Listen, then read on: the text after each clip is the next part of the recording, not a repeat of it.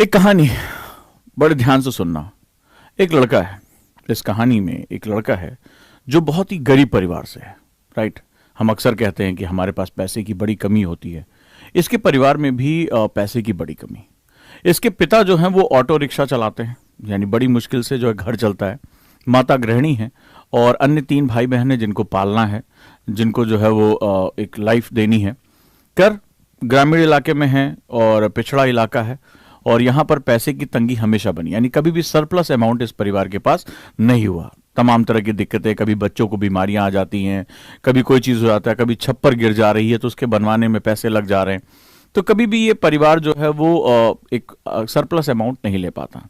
इसी परिवार का एक लड़का है जो इसी परिस्थिति में, इसी गरीबी में, इसी तरह के जो पैसे की तंगी में वो अपना जीवन उसने भी शुराना शुरू किया। उसके बड़े भाई बहन हैं जो अपने जीवन में संघर्ष कर रहे हैं। कोई घर के कामों में हाथ बटा रहा है, बहन घर के कामों में हाथ बटा रही है। बड़ा भाई जो है वो पढ़ाई में उतना इंटरेस्ट नहीं ले पा रहा, उसके ऊपर मजबूरियां हैं कि वो परिवार के साथ जो है इनकम में हाथ बटाए। खैर, किसी तरह से परिवार जो है वो आगे बढ़ रहा है। ये स्टोरी आपकी भी हो सकती है, ये स्टोरी किसी की भी हो सकती है, इस लड़के की भी स्टोरी है। कहाँ कहानी आगे बढ़ती है? गांव में पढ़ाई का मौसम, बिल्कुल गांव ग्रामीण इलाके में पढ़ रहा है। शहर से उसका दूर दूर तक अभी तक कोई नाता नहीं है, और ये ग्रामीण स्थिति में है। और सबसे महत्वपूर्ण बात है कि आर्थिक स्थिति ठीक नहीं है, कभी भी सरप्लस अमाउंट नहीं, यानी कि बड़े ख्वाब देखना, बड़ी संसाधन इकट्ठा करना, ये इस परिवार में अलाउ नहीं है। पर कहते ना कि सपने किसी की बपौती नहीं होते हैं। सपने अमीरी गरीबी देखकर नहीं आते हैं, सपने गरीब गांव और शहर देखकर नहीं आते हैं। सपने तो बस आ जाते हैं। सपने जब एक बार आंखों में आ जाते हैं और आंखों से दिल में समा जाते हैं तो फिर वो सपने वास्तविकता में बदलना शुरू कर देते हैं। इसी परिवार में एक छोटा सा लड़का है जिसके दिमाग में कुछ सपने आ गए।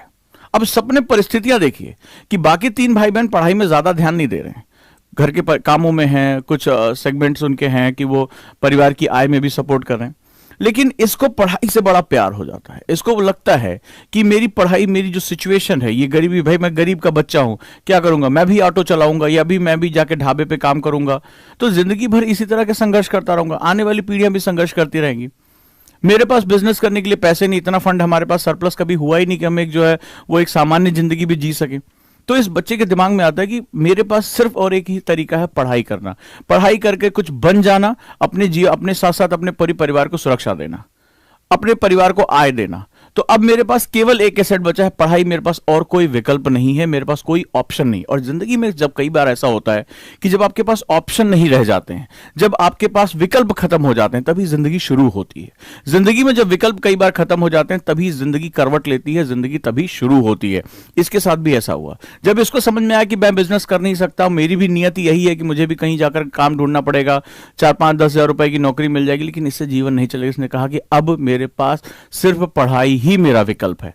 और जब व्यक्ति विकल्पहीन हो जाता है तो वहां पर जीवन एक अलग रास्ता ढूंढ लेता है, सारी शक्तियां केंद्रित हो जाती हैं। और जब शक्तियां केंद्रित हो जाती हैं, जब पावर किसी पॉइंट पर आ जाता है, तो जब एक आतिशी शीशा सूरज की किरणों को जब एक बिंदु पे ले आ देता है तो कागज में आग लगा देता है। तो जीवन में भी ऐसा होता है, जब आपकी सारी शक्तियां, आपके सारी इमोशन किसी एक सपने, किसी एक लक्ष्य के लिए जब आ जाते हैं तो वो लक्ष्य भेद कर ही रहा जाता है। यही जीतने वाले का नियम होता है। जब हम अपनी शक्तियों को बिखेर देते हैं, विकल्पों के साथ एंजॉय करने लगते हैं, लाइफ को एंजॉय करने लगते हैं, तभी हमारी शक्तियां हमें बर्बाद कर देती हैं। और जिस दिन हम सारी शक्तियों को केंद्रित कर लेते हैं, ध्यान की अवस्था में चले जाते हैं और अपने सपनों को हर समय अपने आंखों के सामने रखते हैं, उसी दिन हमारे सामने हमारे सपने सच होना शुरू हो जाते हैं। यहां पर मैंने क्या कहा? सपने किसी की बपौती नहीं होते। ये अमीरी गरीबी, स्त्री पुरुष किसी को नहीं देखते। ये तो बस देखते हैं कि सपनों के भार को कौन झेल पाता है। सपनों के भार को कौन झेल पाता है, क्योंकि सपने गर्भ की तरह आते हैं। कौन उस जो है वो, जैसे कहते हैं ना कि एक मां प्रेगनेंसी पीरियड, उस प्रसव पीड़ा को झेलती है। तो सपने जो देखता है और जो उसको हकीकत में बदल के लाता है, सपने कोई भी देख सकता है, लेकिन सपनों को हकीकत में बदलने वाले जो है वो उसी प्रसव पीड़ा से गुजरते हैं, उसी जो है वो तकलीफ से गुजरते हैं, जैसे कि कोई मां जब बच्चे को जन्म देती है तो उस पीड़ा से गुजरती है। ये पीड़ा को झेलना सबके बस का नहीं होता है, इसीलिए सपने सबके हकीकत में नहीं बदलते। तो सपने तो आपके भी आ सकते हैं, ठीक है। बस अब सवाल है कि उन सपनों को पूरा करने के लिए अपनी शक्तियों को कैसे एकत्रित करो। इसके पास भी कुछ नहीं था, अब इसने समझा कि मुझे अपनी गरीबी खत्म करनी है तो मेरे पास एक ही तरीका है और वो है पढ़ाई करना। ठान लिया कि अब पढ़ाई करनी है और आगे जाना है। सफर शुरू होता है और आगे बढ़ता है। गांव का ही सरकारी स्कूल था, कोई और विकल्प नहीं था, कोई और लग्जरी नहीं थी। खैर पढ़ाई शुरू कर दी, मेहनत से पढ़ता रहा, घर के कामों में भी हाथ बटाता रहा, लेकिन किसी भी समय लक्ष्य से हटा नहीं, पढ़ने में मन लगाता रहा। अन्य भाई बहन पढ़ने में उतना ज्यादा ध्यान नहीं दे पाए, लेकिन धीरे धीरे समय बीतता रहा, हिम्मत दिखाता रहा, अभाव रहे, पढ़ने के लिए समय कम मिला, लेकिन पढ़ता रहा। माँ बाप को भी लगा कि हाँ ये होशियार है, ये आगे अगर कुछ बन जाता है तो हमारे लिए भी एक एसेट हो जाएगा, तो उसको थोड़ा सा और ज्यादा समय दिया जाने लगा। खैर समय बीतता रहा, 10th की परीक्षा हुई और 10th परीक्षा में उसने बहुत अच्छे मार्क्स प्राप्त किए, 76% नंबर पाए। हालांकि ऐसा तो नहीं कहेंगे कि बहुत एक्स्ट्राऑर्डिनरी था, लेकिन फिर भी उस गांव के हिसाब से बहुत ज्यादा था। ठीक है, और ये उस गांव के बच्चा जो है उसने ये नंबर ला के दिखाया कि अभाव में भी हम ये नंबर ला सकते हैं। खैर एक और मुसीबत आ गई, खुशी तो आई लेकिन मुसीबत और बढ़ गई। मुसीबत ये बढ़ गई कि गांव में इसके बाद स्कूल नहीं था आगे पढ़ाई करने के लिए। उस गांव में यही जो है वो सबसे उच्चतम शिक्षा उपलब्ध थी। अब बड़ी स्थिति खराब कि अगर आगे पढ़ाई करनी है तो गांव से दूर जाना पड़ेगा। गांव से दूर जाना, पढ़ाई का बोझ उठाना, अब इस परिवार के लिए बहुत मुश्किलों का समय आ गया। परिवार में खुशी के साथ साथ चिंता भी शुरू हो गई। एक तरफ तो इसके मन में सपने जग चुके थे, 10वीं क्लास में ही इसके मन में जो है वो गहरी बातें आ चुकी थी, अपने जीवन को एक दृश्य देने के लिए जो है एक शुरुआत हो चुकी थी। अब आगे क्या किया जाए, आगे क्या हो, परिवार चिंता में है। खैर परिवार ने हिम्मत दिखाई। जब आप सपने देखते हैं ना तो आपके साथ के लोग हिम्मत दिखाना शुरू कर देते हैं। जिस दिन, एक बात याद रखिएगा, जिस दिन आप अपने सपनों में विश्वास करते हैं उसी दिन दुनिया आपके सपनों में विश्वास कर देती है। बहुत से लोग सपने नहीं देखते, बहुत से लोग सपनों को हकीकत में नहीं बदल पाते, बहुत ही विरले होते हैं जो सपने देखते भी हैं और सपनों को हकीकत में भी बदल पाते हैं। उन्हीं विरले लोगों में वो जो गर्भ को धारण कर सकते हैं, वो जो प्रसव पीड़ा को झेल सकते हैं, वो जो सपनों को जन्म देने की ताकत रखते हैं, दुनिया उनके सपनों में विश्वास करती है। जब आप कहते हैं कि सर लोग मेरा विरोध कर रहे हैं, सर लोग मुझे प्यार नहीं कर रहे, मेरे चीजों को जो है वो सपोर्ट नहीं कर रहे हैं, मेरे जो है माता पिता, एक्चुअली में आप अपने सपनों को सपोर्ट नहीं कर रहे होते हो। आप उनसे अपनी प्रतिध्वनि, अपने साउंड इकोसिस्टम से मांगना चाहते हो कि यार वो मेरा सपोर्ट कर दें। जिस दिन तुम्हें अपने सपनों में विश्वास हो गया, जिस दिन तुम आकर बैठ गए कि नहीं ये मेरे सपने हैं, मुझे इसको धारण करना है, जितनी भी तकलीफ होगी वो मुझे झेलनी है। एक माता किसी से नहीं कहती है जन्म देने के समय अपने बच्चे को कि आओ और मेरे दर्द को बांट लो, नहीं, उसको दर्द बर्दाश्त करना ही पड़ता है। यह उसका व्यक्तिगत दर्द है, तो जो सपने देखता है वही सपनों को जन्म देने का दर्द बर्दाश्त करता है। और एक दिन तुमने अपने सपनों में विश्वास करना शुरू किया, दुनिया तुम्हारे सपनों में विश्वास करना शुरू कर देगी। इस सच्ची घटना में तुम्हें यह चीज समझ में आएगी। खैर आगे जाने के लिए अब बहुत मुश्किलें थी। परिवार मंथन में शुरू हो गया। जहां पर पैसे नहीं होते, अभाव होते, वहां खुशियां कई बार बहुत चिंता भी लेकर आती है। इस परिवार में भी चिंता हो गई कि बच्चे को आगे पढ़ाया कैसे जाए, पढ़ा कैसे जाए, चिंतन होने लगा। खैर जब ये सपने दृढ़ थे कि नहीं मुझे पढ़ना है, तो पूरा परिवार इकट्ठा हुआ, बोला कि ठीक है हम तुम्हारे सपनों में इन्वेस्ट करने जा रहे हैं, और थोड़ा सा अभाव और बढ़ जाए कोई बात नहीं। माता ने कहा कि हम अपने लिए नहीं करेंगे, पिता ने कहा हम अपने लिए नहीं करेंगे, भाई ने कहा मैं थोड़ा सा काम और देख लूंगा, लेकिन मुझे पैसे जमा करके इसको पढ़ने के लिए भेजना है। थोड़ी दूर, गांव से दूर स्कूल के लिए पढ़ाई करने के लिए अब जाना पड़ा। खर्च के लिए पैसे नहीं, कहां से आएंगे, चिंतन शुरू हुआ। खैर करते करते 11वीं 12वीं की पढ़ाई के लिए एक टाउन में जाना पड़ा। परिवार के लिए बहुत मुश्किल समय, लेकिन इरादे जब बहुत मजबूत हो जाते हैं तो आंखों से आंसू कितने भी गिरें पैर नहीं रुकते। यही जीवन जीने का सिद्धांत होता है, लीडरशिप का सबसे बड़ा सिद्धांत होता है। लीडर की भी आंखों में आंसू आते हैं, लीडर का भी हृदय टूटता है, लीडर को भी भावनाएं को आहत होती हैं। ये याद रखिएगा, संसार में जो भी महान लीडर्स हुए हैं वो ऐसा नहीं है कि वो पत्थर से बने हुए थे, उनको भी उतनी चोट लगी, लेकिन उनका एक सिद्धांत रहा कि आंखों से आंसू कितने भी गिर जाएं पैर नहीं रुकने दूंगा। यही जीवन जीने का सिद्धांत होता है, यही लीडरशिप क्वालिटी होती है कि कितनी भी विपत्ति आ जाए, कितनी भी मुश्किलें आ जाए, पैर नहीं रुकने दूंगा। ये यात्रा चलती रहेगी और आगे बढ़ती रहेगी। खैर 10वीं में एक घटना हुई जिसने इस बच्चे को इतने बड़े रिस्क लेने के लिए प्रेरित किया। वो घटना थी कि 10वीं क्लास में ही उसको आईएएस बनने का एक जुनून सवार हुआ। उसने देखा कि आईएएस की पावर क्या होती, उसने देखा कि आईएएस कितने परिवर्तन लेकर आ सकता, उसने देखा, महसूस किया कि वो एक कितना क्रिएटिव हो सकता, अपनी पावर का सही इस्तेमाल करे तो कितने बड़े परिवर्तन लेकर आ सकता। ये बात उस 10वीं क्लास में गांव में पढ़ने वाले बच्चे के मन में बैठ गई। इसलिए मैंने कहा ना, सपने किसी की बपौती नहीं होते, सपने कोई किसी के छीन नहीं सकता। सपने अमीरी, गरीबी, स्त्री, पुरुष, गांव, देहात कुछ नहीं देखता। सपने देखता है कि मुझे कौन धारण कर सकता है, मुझे कौन इतना कैपेबल है जो इन ड्रीम्स को अपनी आंखों में सजा सकता है। सजा लिया इस बच्चे ने। यह नहीं पता था 11वीं की पढ़ाई कर पाएगा कि नहीं कर पाएगा, यह नहीं पता था परिवार खर्चा उठा पाएगा या नहीं उठा पाएगा, लेकिन सपने तो सपने हैं, ये तो जुनूनी होते हैं। जिन आंखों में जगह होती है उन आंखों में आकर बैठ जाते हैं, और जिस दिल में यह होती है गहराई कि मैं ये दर्द बर्दाश्त कर लूंगा, वो जाकर वहां पे भी घर बना लेते हैं। और जब सपने दिल में जगह बना लेते हैं तो फिर उन सपनों को हकीकत में बदलने से कोई दुनिया की ताकत रोक नहीं सकती। इसके साथ भी यही हुआ। एक बिल्कुल सामान्य सा लड़का, गांव का लड़का, परिवार चिंता कर रहा है कि 11वीं की पढ़ाई के लिए पैसे कहां से आएंगे। आगे बड़ी बात, आईएएस के प्रति लगाव शुरू हो गया, चल पड़ा कारवां। नहीं पता था आगे रास्ता क्या है, आईएएस क्या होता है, कैसे परीक्षा होती है, लेकिन हां, सपने रास्ते ढूंढना शुरू कर देते हैं, सपने नसों में चले जाते हैं। फिर वो सपने आगे बढ़ने, कुछ नहीं पता था, यही नहीं पता था 11वीं पढ़ाई कर पाएंगे कि नहीं कर पाएंगे, लेकिन आगे बढ़ने का दौर शुरू हुआ। और करते करते उसने पढ़ाई शुरू की और 12वीं में बहुत ही अच्छे मार्क्स से लेकर आए। क्योंकि जुनून जैसे जैसे जलता है, नींद कम होती चली जाती है, अंदर आग जलनी शुरू हो जाती है, बेचैनी होती है। जब सपने अंदर पलने शुरू हो जाते हैं तो बेचैनी हो जाती है।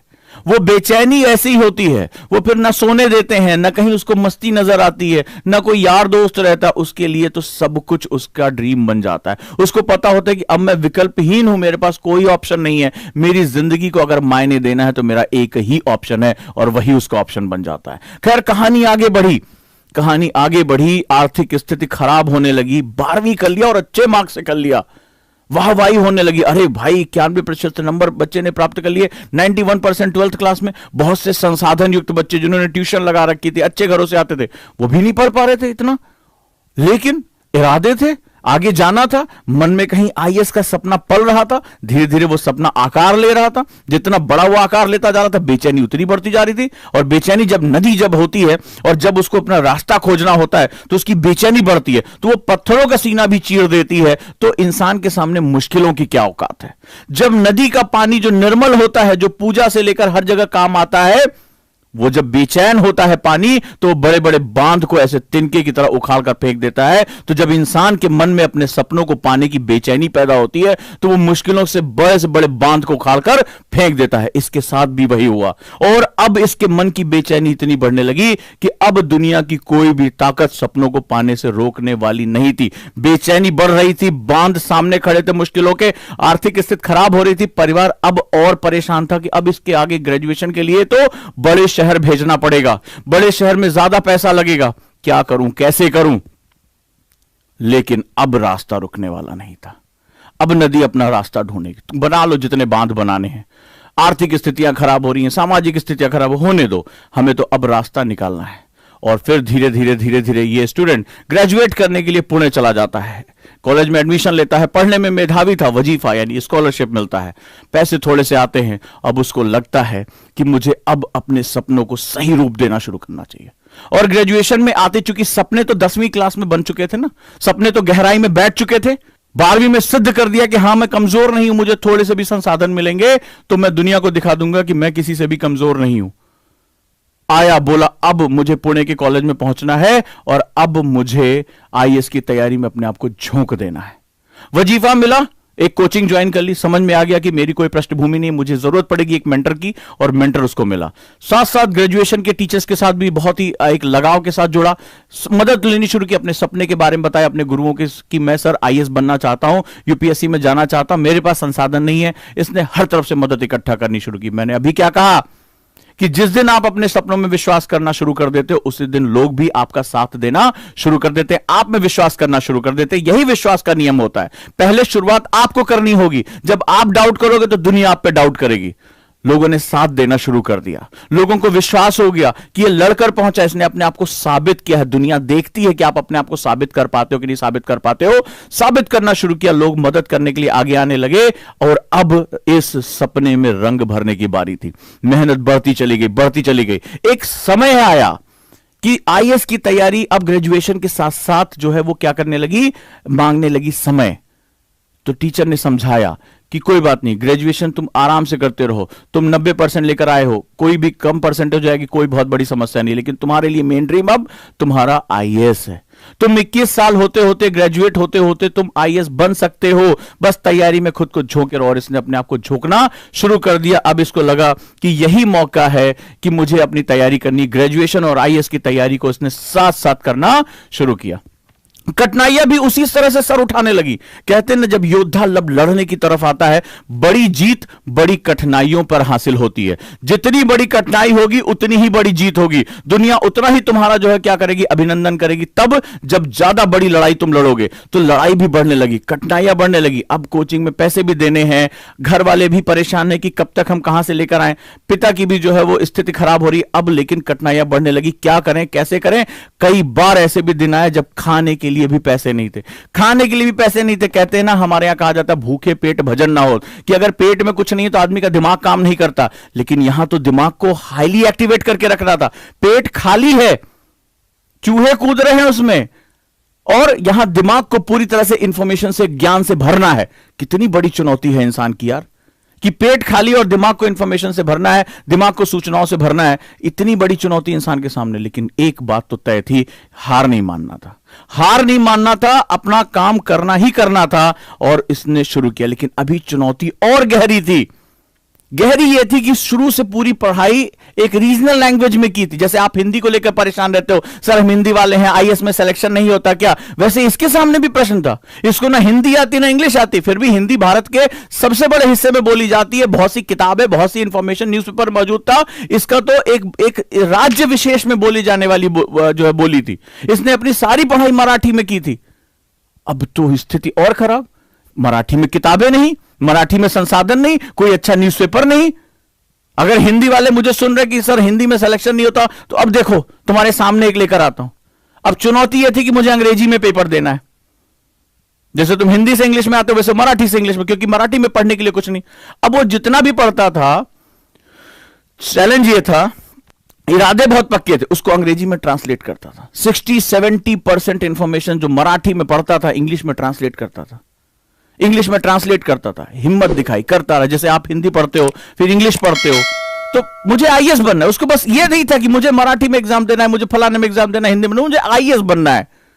मुझे अगर जर्मन भी सीखनी पड़ी मैं जर्मन भी सीखूंगा, अमेरिकन सीखनी पड़ी अमेरिकन सीखूंगा, बट मुझे पढ़ना है, मुझे आईएएस बनना। मुझे, मेरे गरीबी से निकलने का कोई और तरीका नहीं है मेरे पास। मैं विकल्पहीन हूं, जिंदगी ने मुझे ऑप्शन नहीं दिया, बस अब यही मेरा ऑप्शन है और मुझे पूरी जी जान से लड़ जाना है, पूरे जी जान से लड़ जाना। आप सोच के देखिए कितनी मुश्किलें थी। जो लोग लैंग्वेज की लड़ाई लड़ते, मैं हमेशा कहता हूं यूपीएससी नॉलेज का एग्जाम है, लैंग्वेज का एग्जाम नहीं है। पूरी शिद्दत से ग्रेजुएशन के साथ झोंक कर रखा। और सन 2015 में ग्रेजुएशन किया और उसी साल फर्स्ट अटेम्प्ट में यूपीएससी को क्लियर किया। फर्स्ट अटेम्प्ट में ग्रेजुएट होते ही वहां पर इसको उसने अटेम्प्ट किया। राइट, ये बहुत महत्वपूर्ण है कि ये वाला सूट पहनना बड़ा मुश्किल रहेगा। आपको हर भाषा सीखनी पड़ेगी। ऑल इंडिया सर्विस में जा रहे हैं और ऑल इंडिया सर्विस में आपको पूरे देश में किसी भी भाषा को आपको सीखना पड़ सकता है। तो यूपीएससी फर्स्ट अटेम्प्ट क्लियर किया। ये है वो कहानी, ये है वो कहानी। ग्रेजुएट होते होते 10वीं क्लास में आईएएस बनने का सपना देख लिया। 11वीं 12वीं में पढ़ाई उसके हिसाब से की, ग्रेजुएशन में खुद को झोंके रखा। सोच के देखिए क्या होती है जीवन की विकट परिस्थितियां। खाने के लिए नहीं है और आपको पढ़ने बैठना है। सोच के देखिए, घर में पैसे को लेकर चिंता हो रही है, आप अच्छे नंबर लेकर आ रहे हैं, घर में चिंता और बढ़ जा रही है कि आगे कहां पढ़ाऊंगा। लेकिन क्या एक रीजनल लैंग्वेज में पढ़ा हुआ लड़का, और आप वहां पर जाकर क्या करते हैं, एग्जाम क्रैक कर देते हैं। फर्स्ट अटेम्प्ट में एग्जाम क्रैक करते हैं, आईएएस बनते हैं। अब मुझे बताइए जीवन की तकलीफें और क्या होती हैं। और अब तक तो आप समझ गए होंगे मैं किसकी बात कर रहा हूं। मैं किसकी बात कर रहा हूं, महाराष्ट्र कैडर, मैं अंसार शेख की बात कर रहा हूं, जो आईएएस बने और आज इनके वीडियोस बहुत वायरल हैं, बहुत लोगों के प्रेरणा स्रोत हैं। बहुत ही महत्वपूर्ण है ये। आज आपको ये बात समझ में आ चुकी होगी कि ये कौन है और इन्होंने करके दिखाया। और व्यक्ति जब कर दिखा चुका है तो मैं क्यों नहीं कर सकता? कई बार हम इनकी वीडियो देखते, लेकिन ये कहानी बताना जरूरी था, आपको रिलेट करना जरूरी था कि हमारे यहां भी तो पैसे की कमी है, हमारे यहां भी तो हमारे दिक्कतें हैं, भूखे पेट तो नहीं पढ़ाई करना पड़ा है, हमारे पास भी तो विकल्पहीनता हो सकती है। तो हम क्यों नहीं अपने सपनों के लिए जान लगा दें, क्यों नहीं हम अपनी सारी ताकत को झोंक दें, और क्यों नहीं जो है हम किसी मंजिल को प्राप्त कर लें? तो सपने देखने से कौन तुम्हें रोक सकता है? उसको हासिल करने से तुम्हें कौन रोक सकता है? सवाल है कि क्या तुम्हारी शक्तियां बिखरी हुई हैं? क्या तुम ढेर सारे विकल्पों में खोए हुए हो? क्या ढेर सारे ऑप्शन के बीच में तुम जो है वो डाइल्यूट हो रहे हो? या तुमने अपनी शक्तियों को केंद्रित करके रखा हुआ है? तुमने अपने सपनों के लिए अपनी जान लगा दी है? तो अगर ये कर सकता है तो तुम भी कर सकते हो। अगर ये चुनौतियां हैं तो तुम्हारी चुनौतियां कोई बहुत ब्रह्मांड के बाहर से नहीं आई हैं। और अगर तुम चुनौतियों को अपना जो है कह रहे हो कि अवरोध है, तो वो बहाने हैं, और इससे ज्यादा कुछ नहीं है। तुम खुद में तो विश्वास करो कि तुम कर सकते हो।